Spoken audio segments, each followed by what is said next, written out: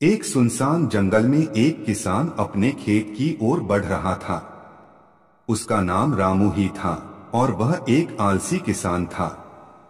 उसके पास एक छोटा सा खेत था जिसमें वह सिर्फ कुछ मक्के की खेती करता था। जंगल का माहौल अच्छा था और जंगल के जानवर भी सुखद थे।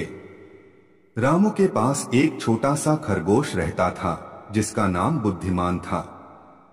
बुद्धिमान खरगोश अकेला रहता था और रामू के साथ खेत में काम करने आता था। एक दिन जब रामू खेत में काम कर रहा था तो बुद्धिमान खरगोश ने उसे एक विचार दिया।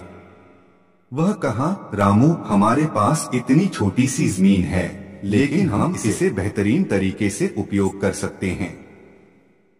हम इसमें और फसलें उगा सकते हैं और अधिक पैसे कमा सकते हैं। रामू बुद्धिमान खरगोश के विचार पर विचार करने लगा और फिर उसने सोचा, तुम सही कह रहे हो बुद्धिमान, हमें इस छोटे से खेत को बढ़ावा देना चाहिए। उन्होंने मिलकर काम किया और जमीन को और बेहतर तरीके से तैयार किया।